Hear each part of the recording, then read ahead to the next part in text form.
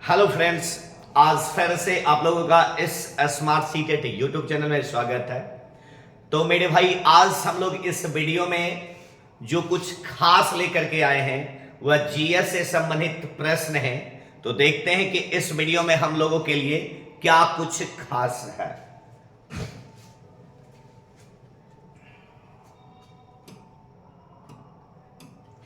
सबसे पहला क्वेश्चन कहता है मेरे भाई, भारतीय संविधान में समवर्ती सूची का विचार लिया गया है। तो समवर्ती सूची जो मेरे दोस्त लिया गया है, यह लिया गया है ऑस्ट्रेलिया से। तो विकल्प नंबर इसका क्या हो जाएगा? आंसर मेरे भाई सी हो जाएगा। क्लियर? आगे देखिएगा, कह रहा है मेरे भाई, भारतीय संघवाद को संविधान में वर्णित किया गया है किसके आधार पर? तो इसमें से कहा गया है राज्यों का यूनियन। क्या कहा गया मेरे भाई? राज्यों का यूनियन। विकल्प नंबर बी हम लोगों का आंसर हो जाएगा। क्लियर? आगे देखिएगा, भारत में संविधान के प्रदत्त हमारे देश का नाम क्या रखा गया है? तो हमारे देश का जो नाम रखा गया वो इंडिया अर्थात भारत रखा गया। क्या रखा गया मेरे भाई? इंडिया अर्थात भारत। विकल्प नंबर सी हम लोगों का आंसर हो जाएगा। क्लियर? आगे हम लोग देखते हैं। अगला क्वेश्चन मेरे भाई क्या कह रहा है? कह रहे नए राज्यों की स्थापना करने की विधायी शक्ति। क्या कह रहा है?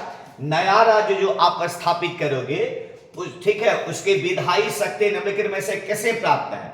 तो नया राज्य की स्थापना का जो विधायी शक्ति है, जो वह है मेरे भाई संसद के पास। किसके पास है? संसद। विकल्प नंबर बी हम लोगों का आंसर हो जाएगा। क्लियर? आगे देखिएगा, कह रहा है भारतीय संघ के सह राज्य के रूप में। क्या कह रहा है मेरे भाई? सह राज्य के रूप में प्रथम प्रवेश पाने वाला राज्य कौन था? तो आप यदि इसको पढ़िएगा तो आपको उसमें से सारे राज्य का चर्चा बारी बारी से मिलेगा, और इसमें से सबसे पहला जो था वह था मेरे भाई सिक्किम। कौन था? सिक्किम। ए नंबर आपका आंसर हो जाएगा। क्लियर? आगे देखिएगा, फटाक से मेरे भाई कहना, इस क्वेश्चन में मेरे भाई कहता है कि राज्य पुनर्गठन अधिनियम द्वारा कितने राज्य और संघीय क्षेत्रों की स्थापना किया गया था? तो पुनर्गठन का जो समय था वह मेरे भाई था 14 राज्य और 6 संघीय क्षेत्र था। कितना था? 14 राज्य और 6 संघीय क्षेत्र था। विकल्प नंबर ए हम लोगों का आंसर। कह रहा है मेरे भाई, राज्य पुनर्गठन आयोग का रिपोर्ट कब लागू हुआ?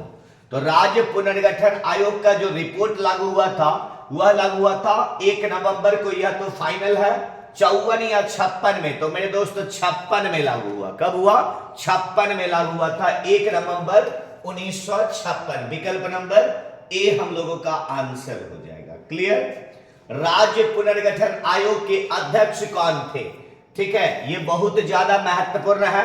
तो इसका जो हो जाए कि अध्यक्ष थे फजल अली। कौन थे मेरे भाई? फजल अली। विकल्प नंबर ए हम लोगों का आंसर हो जाएगा। क्लियर? आगे देखिएगा, कह रहा है मेरे भाई, भारत में संघ राज्यों का प्रशासन होता है। तो संघ राज्य का जो प्रशासन का अधिकार होता है वह गृह मंत्री, उपराज्यपाल द्वारा, ठीक है, या फिर राष्ट्रपति। तो इसका क्या हो जाएगा मेरे भाई? राष्ट्रपति द्वारा होता है। ठीक है, आगे की बात हम लोग करते हैं। कह रहा है बंबई प्रांत को गुजरात एवं महाराष्ट्र में विभाजित किया गया था। तो बंबई प्रांत को जो गुजरात और महाराष्ट्र में विभाजित किया गया था वह किया गया था बाबू 1960 ईस्वी में। कब किया गया? 1960 ईस्वी में। विकल्प नंबर बी हम लोगों का आंसर हो जाएगा। क्लियर? आगे की बात हम लोग करते हैं। कह रहा है मेरे भाई कि वायरस होता है। क्या होता है? वायरस होता है। तो मेरे भाई वायरस जो होता है मेरे भाई अकोशिकीय होता है। वायरस क्या होता है मेरे भाई? अकोशिकीय होता है। विकल्प नंबर बी हम लोगों का आंसर हो जाएगा। क्लियर? वायरस को सजीव कहा जाता है, ऐसा क्यों? तो सजीव मेरे भाई इसलिए कहा जाता है क्योंकि ये संख्या में बढ़ सकते हैं। क्या होगा मेरे भाई? ये संख्या में बढ़ सकते हैं, इसलिए इन्हें क्या कहा जाता है? सजीव कहा जाता है। क्लियर? डेंगू बुखार में मानव शरीर में निम्नलिखित में से किसकी कमी हो जाती है? हाल फिलहाल 2 महीना पहले डेंगू का चलन बहुत ज्यादा था। ठीक है, तो इसमें से जो कमता है वो कमता है प्लेटलेट्स की कमी हो जाती है। किसकी कमी मेरे भाई? प्लेटलेट्स की कमी हो जाती है। क्लियर?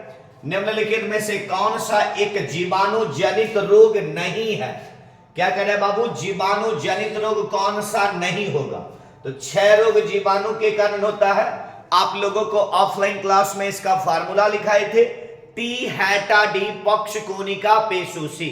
जितना रोग इससे होता है मेरे भाई वह सारा जीवाणु से। तो सिफिलिस भी जीवाणु, सुजाक भी। एड्स किससे होता है मेरे भाई?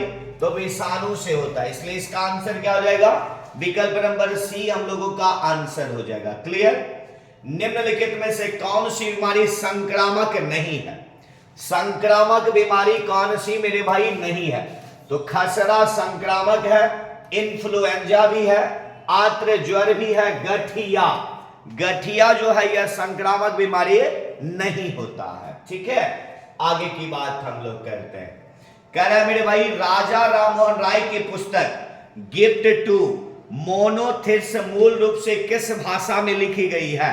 ठीक है, तो यह जो राजा राममोहन राय का जो है पुस्तक यह लिखा गया मेरे भाई फारसी में। किस में लिखा गया है? फारसी। विकल्प नंबर बी हम लोगों का आंसर होगा। क्लियर? आगे की बात हम लोग करते हैं।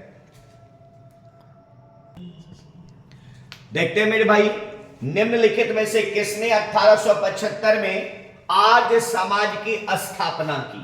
कौन किए थे? आर्य समाज की स्थापना का संबंध किससे जाता है बाबू? दयानंद सरस्वती से जाता है। किससे जाता है? दयानंद सरस्वती से जाता है। क्लियर? आगे देखिएगा, मद्रास को वेद समाज, मद्रास का वेद समाज डैश से प्रेरित था। तो यह बाबू मद्रास का वेद समाज जो था वो ब्रह्म समाज से। किससे था मेरे भाई? ब्रह्म समाज से था। विकल्प नंबर बी हम लोगों का आंसर होगा। क्लियर? कह रहा प्रार्थना समाज के संस्थापक निम्नलिखित में से कौन से थे? तो प्रार्थना समाज सब लोग हम जानते हैं आत्माराम पांडुरंग से था। किसे था? आत्माराम पांडुरंग से था। विकल्प नंबर सी हम लोगों का आंसर होगा। क्लियर? मद्रास का वेद समाज डैश से प्रेरित था। अब देखो ये क्वेश्चन सेम रिपीट हो गया है ना, तो इसका आंसर क्या हो जाएगा मेरे भाई? ब्रह्म समाज हो जाएगा। क्लियर? तो आज हम लोग इस वीडियो में 20 प्रश्न की बात किए हैं। धीरे धीरे इसकी मात्रा आगे बढ़ेगी, तो हम लोग बने रहेंगे इस चैनल के साथ। तो मेरे भाई आज इस वीडियो में इतना ही प्रश्न है। फिर मिलते हैं बहुत जल्द अगले वीडियो में। तो मेरे दोस्त जाते जाते यदि आप नए हैं और इस चैनल से लगता होगा कि आप लोगों को कुछ फायदा मिलने वाला है और अभी तक नहीं किए हैं, तो मेरे भाई इस चैनल को सब्सक्राइब करें, लाइक करें और अपने दोस्तों में शेयर भी जरूर करें, क्योंकि मेरे भाई हमारी पहचान आपसे है। तो बहुत जल्द मिलते हैं अगले वीडियो के साथ। तब तक के लिए धन्यवाद।